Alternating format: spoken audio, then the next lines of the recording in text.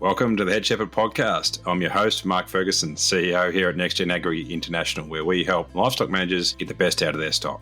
Before we get started, thank you to our two fantastic sponsors for continuing to sponsor this podcast.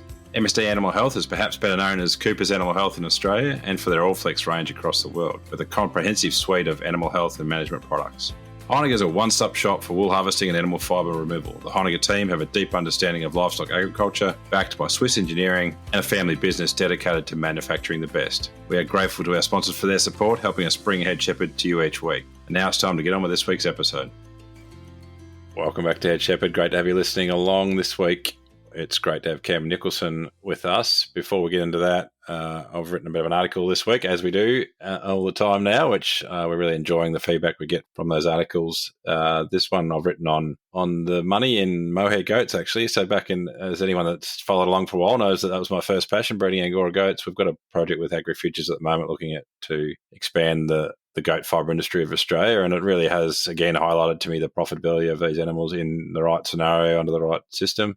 And so I've written an article about why I think the industry in Australia should be expanded and sort of match what happens in South Africa. So that's what you can hear from me if you jump on the hub and read that article, or jump on LinkedIn. It'll be on there as well. This week, we've got Cam Nicholson with us. Cam is an absolutely fantastic pasture agronomist. He's forgotten more than most people know about agronomy and just such a practical outlook of applying what he knows or what the theory is to pasture agronomy, and sort of really understands it because he's farming, but he's also been in the game for a fairly long time. So it's a really enjoyable chat with Cam, and I'm sure you'll get a lot out of it. We'll get on with that one now.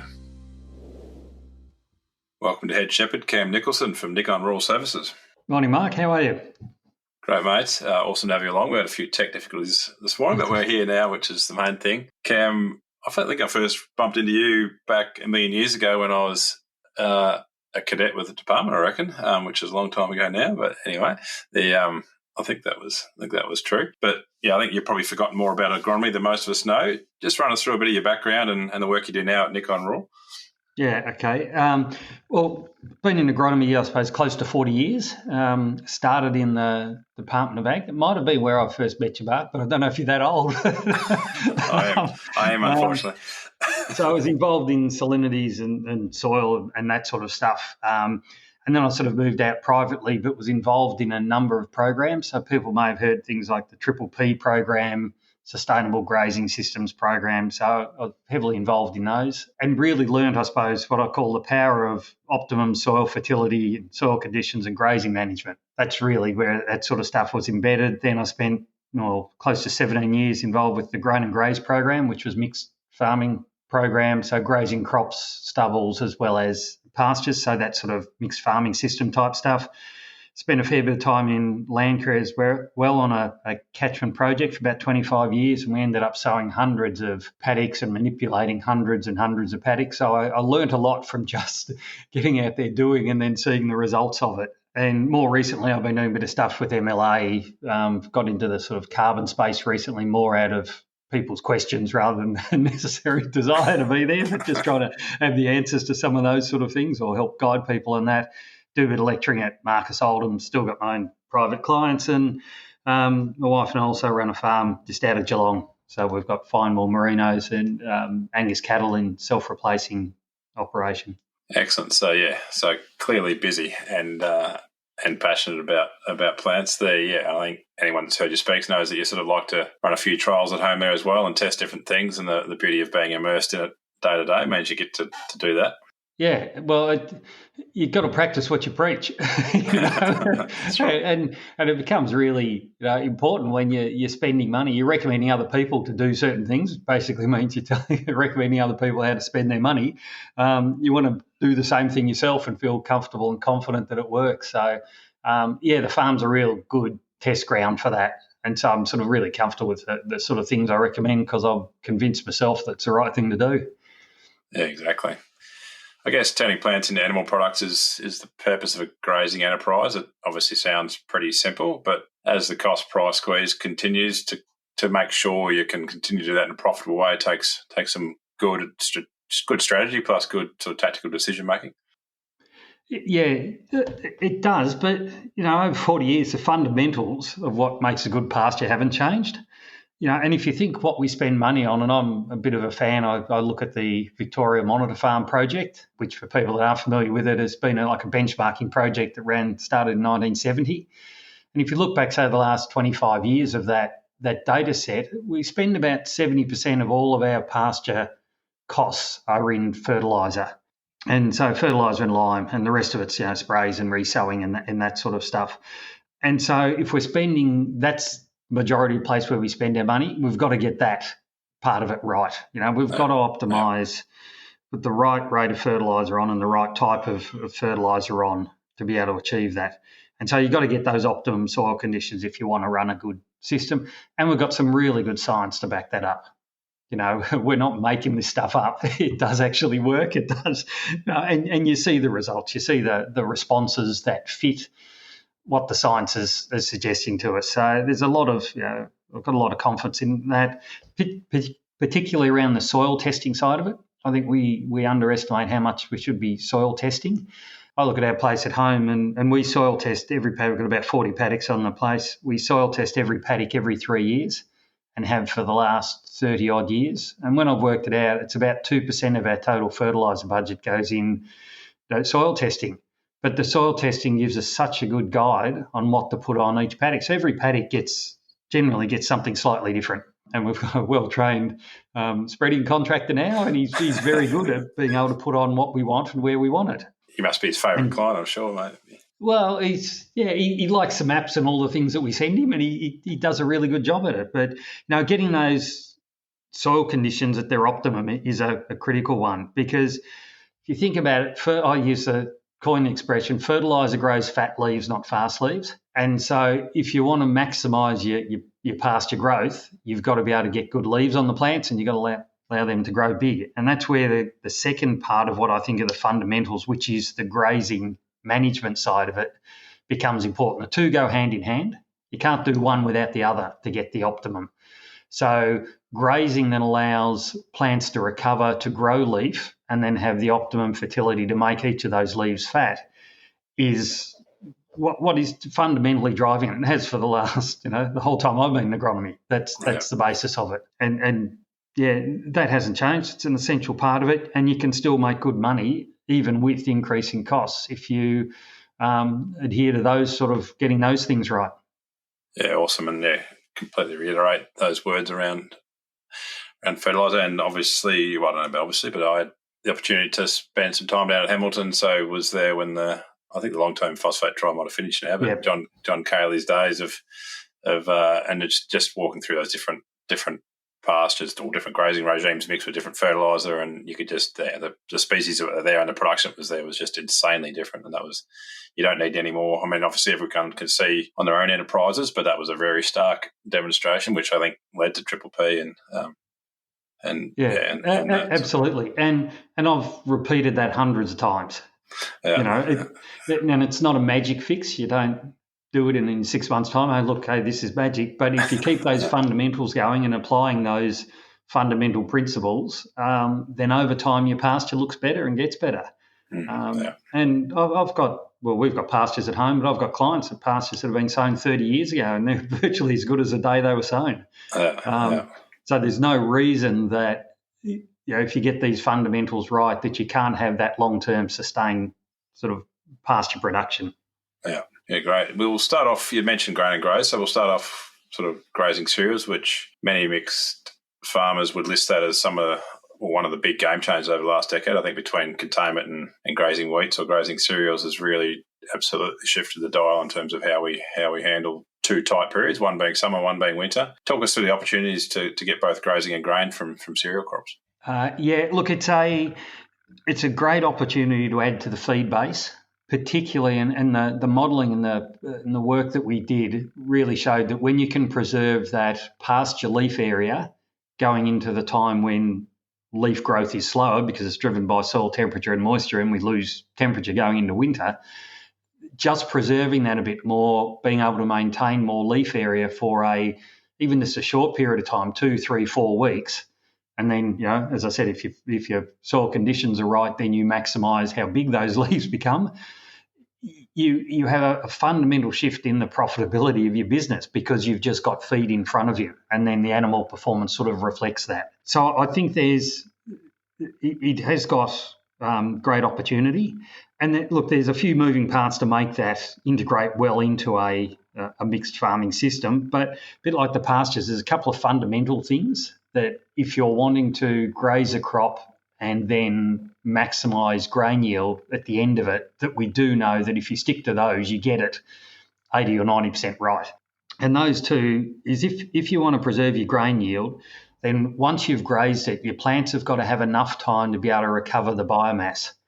So basically grow leaf back again, because at the end of the day, it's the energy that's stored, in simple terms, the energy that's stored in the leaf and the stem that fills the grain. Yep. And if you don't have enough leaf, then that becomes limiting to maximising your yield, when really what we want is to have either moisture or nitrogen in most cases for a cereal to be the limiting factor. We run out of those before we run out of biomass or energy in the plant to fill the grain. So if you graze too late, or in some cases graze too hard, and then you get a tight period after that and the plant doesn't have the opportunity to fully recover and regrow those leaves again, then it'll cost you in grain yield. So earlier grazing in places like Western Australia and some of the lower rainfall zones, clip grazing, where you don't graze it as hard into the ground. Sowing early obviously helps that. And, being able to manage that is one of those. The second one is that in a cereal crop, it grows for a period of time and tillers, and that's a safe time to be grazing it, because the embryonic ear that actually forms the grain head is actually formed and sitting in the base of the plant. And it starts migrating up each of those tillers or each of those stems after a certain period of time and a certain trigger, which for some of the winter cereals that we're growing is based on either photo period, so day length, or vernalisation, how cold, a cold period they experience. If that ear has started migrating up the plant and then we graze it, we damage that ear, and that ear is never replaced. So we lose yield simply because we damage what is going to be the grain head coming up. So earlier grazing before what we call growth stage 30, which is where the plant flicks from being vegetative and growing leaf to wanting to go reproductive and put up a seed head, as long as we can complete grazing before or at that stage, we're usually pretty safe. So if you get the two things right of being able to allow enough opportunity for the biomass to regrow and graze that earlier, then it can be a very profitable combination in a mixed farming system. There's a few other things that sort of then are associated with that. If you're grazing crops, it does delay plant maturity, so it just slows it down. So sometimes that can be good because it takes you out of a frost window. But in other times, because it pushes the growing season out, you can run out of moisture. You've got, if you can't graze a paddock evenly, because then you get uneven maturity patterns in it. Some part of the crops, needs it's time to head it, and other times the crop's not mature. Few animal health issues that we've got, changes stubble mass, so if you were looking to then lock it up and cut it for hay or something, you will reduce your grain yield. So there are a few other sort of subtle things, but those two fundamentals of enough energy to regrow, enough biomass to regrow and fill the grain, and grazing before growth stage 30 are just the fundamentals. Yeah, perfect. And obviously that kind of coincides with generally when is the tightest period of pasture growth anyway, like when you actually need the feed, is that early winter, not necessarily later when it might be starting to go reproductive. There's a couple of sort of metabolic issues to watch, whether you're grazing cereals to the ground as a straight fodder crop or whether you're grazing them to get grain off. What are those? Yeah, so I don't think we fully understand the whole issue around grazing cereals. If you just take a straight feed test and look at it, it's rocket fuel. It's actually better than any of your pastures that you'd be grazing. That we don't see that always translate into rocket fuel animal performance. And they seem to be, there are some metabolic issues. So we've been talking a bit about mineral imbalances that sometimes they get. So salt and mag is a lot of people sort of use that as just a bit of a preventative thing. It's a fairly cheap preventative thing. A number of people put hay in the paddock just to give a bit more fibre from a grazing point of view, avoiding, say, ewes that are heavily pregnant in the last few weeks before lambing, because we seem to get some metabolic issues there. And we did some work on cattle with some accelerometers on their heads and looking at the way they were grazing, and followed them through coming off pasture, then into a cereal crop, and then into pasture again, and blood tested them and weighed them and all that stuff. And the performance on the cereal was pretty poor when we thought it should have been really good. And as soon as they went back into the pasture, they kicked up again. And so there's a few things in that we haven't quite understood the full ramifications of it. Certainly gives you feed. They certainly have a full belly, but maybe their performance isn't quite what we'd expect. But you do get that benefit. You've parked them somewhere else. And they're being fed something somewhere else while your pastures are getting away. So we do get those benefits. Yeah, no, excellent. I guess if we just quickly switch to the other end of the season, which is probably the more traditional integration of cropping and livestock, where we sort of, or traditionally at least, used to chuck the sheep on the stubble to get them out of sight, out of mind and go to Christmas. How do we make sure, I think I was listening to a talk you gave a while back around sort of animals are either gaining or rapidly gaining or rapidly losing weight in stubble. They don't stay stable for very long. How do we make sure they're gaining weight on the stubble? Or what's a good stubble versus a bad stubble? Yeah. We did a fair bit of work on this, and I suppose the bottom line is that every stubble's different, and that really is partly a reflection of, say, things like the weed control during the year, the late season rainfall that we get, and what green might be coming up underneath that, and then just the harvest efficiency, and that varies quite a bit. Just the way people have got their machines set up when they're harvesting, and how much grain's blowing out the back, and and moisture and all of those sort of things. So to make sort of blanket recommendations is pretty tricky. We did a lot of monitoring of stock, and then looked at the different components in the different stubbles that we were grazing. And it was very hard to actually predict what their performance would be. But as you alluded to, what we did find repeatedly is that there's a rapid gain when the animals are able to select more than what their maintenance is as they're grazing. Then it seemed to hit a point or a threshold, and then there was a rapid loss. We virtually, even within a week, could not see a levelling out of animal performance or live weight change. It's either going up or going down. And quite often people put them in, they go in at 60 kilos, probably 3 or 4 weeks after that, they might be 64, 65 kilos, and then they'll drop back to 60 again, and they've gone, they've done all right, they've maintained their condition. But in fact, they've been on a roller coaster in that period that they've been in there. So what we focused on is, could we try and pick that threshold? So you'd be able to walk out into a stubble and go, if the parameters are like this, then they've probably hit that threshold and they're now on the losing weight bit. And that doesn't matter whether you say, okay, they're losing weight now and I'm happy for them to lose a bit of weight, or you say, all right, now I'm going to supplement your feed to keep them on a rising weight plane or whatever else. But we was looking for that threshold, and it sort of, surprised us what the numbers were, but it seemed to be pretty robust. And those numbers were, it's about the amount of green pick that they can find and the amount of grain that they can find. And the simple threshold that we had is, if you can imagine 0.1 of a square metre. Now, for most blokes, that's about their boot length. So if you put your two boots at 90 degrees to each other, and imagine that as a little square there, if you can count about 16 to 20 grains, wheat or barley grains on the ground, within that space, if there's anything above that, they'll be gaining weight. Once you get below that and there's less of those, then we found that they were on that declining weight plane. And a bit the same with the green. It was around about 40 kilos of green pick is all they needed.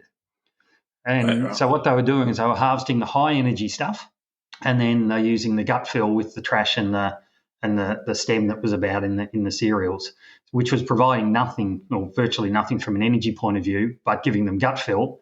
Yeah. And as long as they were able to wander around and pick up that amount of green pick, they seemed to do all right, which was surprising, but it was remarkably robust in how it worked. We'd go and do another year and we'd use the same thresholds and we'd find the same results of the animal weight. So useful guide, doesn't say, put these animals in here for 3 weeks and they'll gain 5 kilos. We couldn't get that level of precision.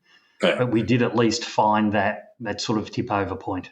Yeah, right. 40 kilos is not much, but I guess it's pretty available, isn't it? It's Yeah, upright, well, it most of tipped it, up. isn't it? Yes, yeah. Unlike a pasture that you think, oh, that's nothing. When you actually looked at it, you only need, looking in the little square, you find 6 or 8 little green shoots coming up from, let's say, rain that you've had and grain that's been dropped on the ground, and it's got a couple of leaves on it, and they go around and pick that off.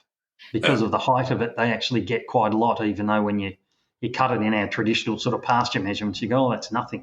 You got half an envelope full. And that's what I mean. That's what surprised us. We thought there's no way they can be gaining weight with only that there, but it was highly repeatable. Yeah, right. Oh, excellent. If we switch gears and head to, I guess, more specialist pastures rather than grazing cereals, I was there at Ballarat and enjoyed your talk at Best Wool Best Lamb, and it was sort of, you're trying to trade off, I guess, good-looking pastures versus good-looking bank balance, and how you sort of walk that tightrope. How have I summarised that? Sort of. I reckon that the key message for me was around this. I think there's a compromise in the grazing system that we need to be aware of, and we need to work hard to try and minimise those negative impacts. And so my message there was that we know a lot about what animals need to perform in a certain way, and we readily see the impact of that, either lambing percentages being lower, weight gains aren't right, don't feed them right, you get a break in the wool. If it's cattle, they don't get in first or second cycle. So we see the impact of that, and we often, supplementary feed to top that up to make sure we don't see those impacts. And we can do all the calculations on that. We also know from a pasture point of view exactly what a pasture wants, and how it should be treated. And there are times when we shouldn't graze it, and there are times when we shouldn't do this and shouldn't do that. Bottom line is you've got to put your animal somewhere. And you mentioned containment feeding, and I think the more we understand and use containment feeding, the easier it makes this bit of the system. But irrespective of that, there are times when you can't have animals in containment. And this year, certainly in southwest Victoria, a lot of people have encountered that. We're at point of lambing, and they've been in containment up till then. But because we haven't had rain, we haven't grown much feed to actually put them out on. And so ideally, from a pasture point of view, you wouldn't graze that pasture. But necessity is that you do need to graze that pasture. So we know it's not the right thing by the plant. We know that will set the plant back. My key message out of all of that sort of introduction was that when we get the opportunities to do the right things by our pastures, we need to be proactive at it. Right. And I think too often we just go, phew, now we're growing some feed, isn't that good? And we just let them go, when in fact we should be thinking, how do I maximise the recovery of these plants to make them the most robust plant for the next time I've got to hit them pretty hard and do what they don't like. Yeah. And I think it's a part of the grazing system we haven't quite nailed yet, being proactive in that. Even things like, when I'm thinking we're lambing at home, we don't move our ewes around when they're lambing. So, they'll stay in a paddock 6, 7, 8 weeks before we move them. Now, I know at that time of year that's not ideal for the pasture, because a plant, when its leaf gets bitten off, it dips into its reserves in its the crown or the base of the plant and its roots to regrow another leaf, and then you nip it off again, and you don't give that plant a chance to recover. I know that's not right, but we've got to park the animals somewhere, and I know the cost from an animal performance point of view if we try moving, lambing ewes. So we don't do it. So then the real important thing is that once we've finished that and those ewes go out, what do I do afterwards? And how do I manage that to maximise that recovery? Because most of the pastures I see that fail or degrade over time is that when we've done something wrong to them, we don't give them a chance to recover. And as I say to people, a once-off, wrong thing done to the pasture is not going to kill a pasture out. It's that repeated... It's a cumulative sort of effect. Didn't get it right this time, didn't get a chance to recover. Oh, bugger it, I've done it again. But all of a sudden you go, gee, this pasture's really thinned out. It's because of the multiple hits on the head that actually caused the problem, not just the once. And so I think there's a fair bit that we can do. Being proactive in that phase is pretty important. Yeah, and I guess, I don't know, maybe this might be an assumption, but those with a bit of loosen around kind of sort of know that intuitively that if you're bash it in autumn and knock its crown and root around, you're going to have an impact on its persistence, and you probably are better at managing that specialist crop. When you look at your sort of more mixed pastures, you just treat them a bit meaner than that generally. Yes, yeah, and that's exactly right. We've got some species who go, oh, they're really sensitive to that. I can't do that, and you actually proactively work not to do that. But I suppose at the end of the day, you've got to put them somewhere. You've got to put the animals somewhere. And a lot of our pastures just get flogged, and because it's quite often a gradual decline. Like if you get it wrong with lucerne, you can lose it very quickly. Where most of our pastures, if you get a higher percentage of a bit of barley grass coming into it, or a bit of brome grass, or a bit more capeweed, it's sort of a slow sort of change, and you don't quite appreciate it the same as, gee, all my lucerne's gone. Excellent. I guess depending on where you are in the world, there's sort of two holy grails that exist in my life anyway. One is a perennial pasture and that lives forever, and you sort of medium to high rainfall zones. And then I guess growing up in the Mallee, it was kind of always trying to get a self-setting annual that would stay there and be happy. And I guess that's what we want in livestock business. Is there a set of rules that sort of determine which is the most profitable as you sort of go through the divide and go north and shift? And I guess other areas, this is a long-winded question, but are there other areas where, like, you see people who would just sort of basically put the seeder over the entire farm every year and in dry areas and just give up on annuals that are going to reseed and just put fodder in, basically? Have you got decision rules through that, or ways that you sort of would determine what's the most profitable pasture to have? Yeah.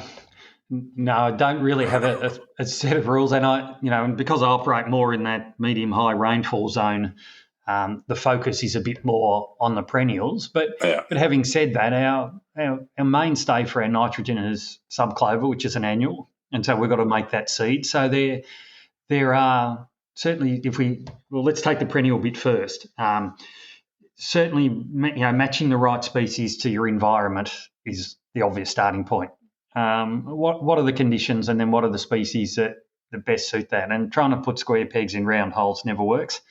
You sometimes get away with it for a few years, and then you get the wrong set of conditions and you'll lose them.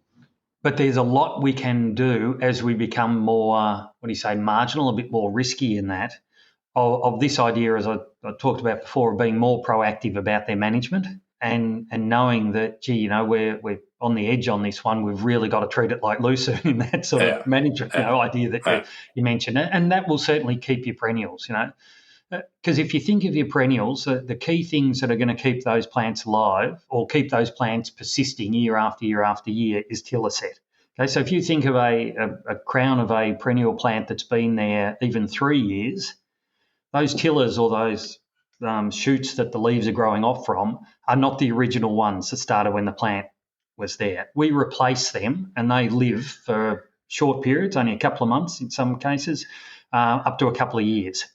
So we've constantly got to be replacing those tillers. And there's active management that we do depending on the species type to maximise that tiller set. Okay? And a lot of people don't sort of recognise that and the key times of that. So, what we do in springtime is reflected next autumn in the number of tillers that fire up. So, 6 months ago is the effect that we're now seeing in our pastures the next autumn break. And so recognising those sort of things. So I've been able to thicken up pretty average pastures just by active management of those. What's critical, though, with not only managing the tiller set part of it is making sure it's got good plant reserves and good access to nitrogen. So I think nitrogen, good plant reserves, and getting the right grazing management, particularly in spring, maximises that tiller set, which then is what you see come through in your next bit of pasture. And we're constantly doing that. It's not a set and forget. We've got to keep managing that from a perennial point of view. And the more marginal you get, the more you've got to be on the money with that. Otherwise, you can lose them. If we're talking about annuals, though, then it's simply a seed set thing. We have to maximise seed set. Now, depending on what plant it is, there are different ways we can manipulate how much seed set you get. And if we think, the backbone is our subclover, whether it's a short season variety or a cultivar or a longer season cultivar, it's about seed set. Now, seed set in subclover is influenced by how we graze over winter. So we set up our flowering points and the ability for that plant to set seed over winter, and with our grazing management over winter. And the real challenge is that grazing is actually hard grazing below 1,000 kilos over that winter period if you want to maximise flower points, which then maximises seed set in subclover, which is the exact opposite of what we want to do to our grasses. Oh, yeah. So, again, this is this compromise and this being proactive to manage a species, knowing that it's not best for the other species, but then the next year I'll flip that over and do something else.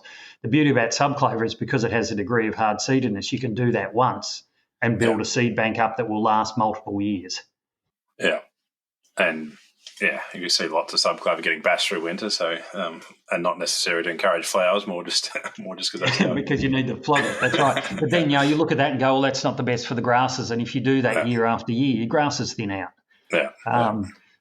It's being that understanding the fundamentals and then being proactive. And when you get the opportunity, there are times when even at home with us, we just got to do things I don't like doing to the pastures, but bad luck, it's got to happen because that's the way the system is. And we've got to compromise that. But it's when you get the opportunity, conditions are looking good, how do I manage those different pastures in a way that maximises their recovery? Yeah. And I guess just quickly, taking that through to autumn, the other way that you can screw your subclover up is to have too much dry matter on top of it when it's trying to germinate in autumn. So making sure you manage that. Yeah. So dry season management, so subclover, all plants that set seed have a dormancy built into that seed when it first drops, and there are different mechanisms that break that dormancy. For something like subclover, it's fluctuations in soil temperature, particularly in that Feb-March period. So cooler nights, warmer days, or warm days, cooler nights, that fluctuation in temperature breaks the coating, which sets them up to germinate. If you've got a lot of dry material left there, it acts like emulsion. You don't get that fluctuation, therefore you don't get that germination. The second bit with a lot of dry material, particularly if it's been created by reproductive tillers on your perennial grasses, is that those old reproductive tillers act like a handbrake. So you may have set tillers in springtime, but they don't fire up next autumn because this handbrake's still on, which is that old dry material. So being able to manage that dry material in a way that removes enough of it but doesn't overexpose the soil is just another part of that whole grazing system we've got to get right. Yeah, exactly. And that's where the good old days of having merino weathers that you could belt through that stuff are mostly gone. So it's sort of having to. That's one of the challenges of having heaps of reproductive animals on your place is that you kind of haven't got any sacrifice animals to bash that stuff down as much as we used to, at least. Yes, yeah, and look at home, I ended up buying an old topping mower from a dairy farmer in Colac, and we've just got some paddocks, and I just I'll put the nephew on and he goes around in circles for a few days and mows a few paddocks just to help manage that, because I know that the difference in early perennial grass growth can be 30-40% going into winter, and that's huge. That's huge. Massive. And that's just because those tillers are literally still sitting there rather than being cut off and being replaced. They're sitting there, but if you like, they're dormant.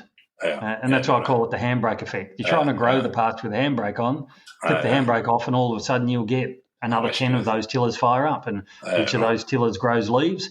And if those leaves are allowed to grow big and fat with good fertiliser, then all of a sudden you get this extra growth, and that takes you through in the winter. Excellent. If we flick again so we've gone through grazing crops, now we're on to pasture. Now we go to sort of, I guess, how do we handle that late summer or the early summer period, late spring, which is in some areas is summer fodder crops. They can have a big impact. What sort of species and systems are you using these days? I know over time these things have changed, and I heard you talk about some of the canolas, which you can sort of stop from senescing by the way they've been bred, and that seems a pretty good opportunity to handle some of that if we do get late season rain, and also can save some late season subsoil moisture. Yeah. So we've got a range of options. There's quite a bit of work we did in the later phase of grain and graze on some of the canolas that have a high level of what they call winter activity, so need to experience that cold period, extended cold period before they flower. And because they're a brassica, it allows us to sow them earlier in that sort of September, October sort of period. And if you've got moisture, you just treat them like a brassica crop, and then you lock them up and take them through for grain. The characteristics of the plant does change a little bit, and the root system changes a bit because of that. And so that's a possibility, but you've got to have, in a sense, fallow, ready-to-go paddocks in that sort of September, October, November period when most, quite often you don't. So it's got a bit of a niche there, but certainly a possibility. Still using a bit of the annual fodders, and I find the annual fodders can be very useful in a renovation phase as a help in the clean-up and grow you some feed as well. I suppose what I've seen, I reckon, in the last 20 years is a greater degree of variability over summer as far as rainfall and moisture goes. And if you look at the climate predictions where, well, in our part of the world anyway, we're likely to get more sporadic summer rain, which has sort of got to change our thinking a little bit. I do like the short-term summer sort of fodders, like some of the herbs, the plantains and the chicories, and even mixed in with a bit of lucerne. The longevity of that's a bit of a challenge, I think, at times. But if you're looking at it as maybe only a 3 or 4 year thing before it maybe goes back into a crop rotation, and you get the opportunity there to get a bit of weed control and build a bit more organic matter and stuff like that, then that may have a place as well. So I think it's a mixed bag as far as that goes. It's got to suit what your bigger picture is with your farm system. We've had herbs at home. We've got paddocks of lucerne. I mean, they're fantastic for weaner animals. They're just, it's so much better than feeding grain to them. You can get them to harvest a bit of green pick in a paddock. It's just gold to them. But making that work in the system, can be a little bit hit and miss. Yeah, I guess one of the challenges you see a little bit with some of these fodders is that you shift an animal onto it. They have to adapt the rumen. But if you've only got kind of one small area of it, they kind of spend most of the time adapting on, and then the rest of the time adapting off, and then you kind of got nothing in between. So it's a bit of a scale effect as well. Yeah, and that's what I'm saying. It's got to fit your system. Yeah, and the one-off will just bang this in, as you said, and they get 2 weeks grazing. Then there's limited animal performance value out of that. Yeah, feels good though, putting onto something green for a while. Yeah, it does. Exactly right. I mean, we've just covered, this is a really quick cook's tour of all things grazing stuff, but it's a really complex space, particularly if you go to any field day and you talk to 10 different seed reps and they'll all try and sell you some different pasture. Is there any good tools that people can use to sort of evaluate, maybe not the varieties, but evaluate that sort of macro level of what should go where on a farm? Look, there's a couple of them. There's a tool called Pasture Picker. Now, it hasn't been updated for a number of years, but some of the base sort of fundamental information about the different characteristics of different species, forget about individual varieties within that or cultivars within that, but the basic fundamentals of the sort of plants that might fit the environment and suit your grazing system, then that's a useful resource, and it just allows you to zone in on your area. And basically what it does is you zone in on your area and you start describing things like the soil texture and how often it gets waterlogged and what your rainfall is. It narrows down the number of plant types, which can be a useful starter. So you don't just read the blurb and think that's the way to do it. The Pasture Trial Network, that has in the last few years been focused very much on higher rainfall type stuff and perennial ryegrass in particular, but that's being expanded in the last few years. I know Southern Farming Systems are doing a lot of work in the more moderate rainfall sort of zones now and putting some of the less included species in there. So that's useful just to see how other varieties are tracking independently of maybe what the seed reps are doing. But a lot of the seed rep stuff is pretty good in the right conditions. It's just you've got to be wary that they're not going to show you something that keeps bombing out all the time. But that's what you want to know from a risk point of view, that it only works under these conditions. Yeah, and so I like some of the stuff that some of the farming groups that have got a bit more of the livestocky side of things and some of the trial work that they're doing. But my number one thing is neighbours. And a good agro that's going around, and that's really what made me was seeing hundreds of paddocks, and drawing your conclusions from that. In your environment, under these conditions, under this management, this is how it works. This is how robust it is. Yeah. So I'd just say to individuals, if you can see someone else, one of your neighbours that's trying it and having a go, ask them how it's working. Yeah, and I'm sure the extended benefits of things like lifetime use management or other opportunity like triple P and stuff where you got on different properties and had a look around. It's the things you learn while you're having smoko or while you're driving across the paddock to look at some sheep, but actually the pasture you're driving through becomes a learning from the day. Oh, absolutely. Yeah, and just asking those questions, how have you found it? As I said, that was the making of me. I just had this brilliant opportunity to see hundreds and hundreds of paddocks, and we'd try this and I'd go back and observe and see how it worked. And a once-off, isn't it? But when you hear it time and time again, you start to build your own knowledge of what works and what doesn't. Excellent. Cam, it's been really great to share your knowledge. The last question may or may not be the hardest, but what is the last thing you changed your mind about? Oh, I change my mind all the time. I mentioned at the start I'm doing a little bit in the carbon space. And when I first started, I thought that the opportunity of pasture improvement to build soil carbon, whether we sell that, and make money out of it, because there was a whole lot of stuff about how we can go carbon farming and make all this money. I think there's much less opportunity in that than what's being talked about. If you've been running a good pasture system for a good period of time, because it is accumulation of soil carbon is so heavily dependent on rainfall. If you've been running a good system, you're near the top of what you can achieve anyway. Yeah. And so I thought I was going to play merry hell and we're all going to make heaps of money out of this stuff. And I've come to the conclusion that for most people, I don't think there's a huge opportunity in there. So focus on it from a productivity point of view, not from making money out of carbon. Yeah, good point. If you'd sold your soil carbon in the Western District of Victoria, and the bank came looking for it right now and dry period, it'd be not so pretty. Yeah, she'd be hiding. Yeah. Excellent, Cam. Really appreciate your time. If people want to get in touch with you, I'll assume you're happy to take on new clients at Nicon Rural. I've got a pretty full book at the moment, but happy to have general sort of discussions and talks and stuff like that. So yeah, excellent. So best place to find you is your website or somewhere, or? No, people just Google me, they'll find it. If I found you, so they can too. Excellent. We'll put your details in the show notes anyway. But thanks very much for your time and all the best. Hopefully we get a very wet spring in your part of the world. Yes, let's hope so. Bit tight in Western Victoria and parts at the moment. Excellent. Thanks, mate. Okay, thanks, Mark.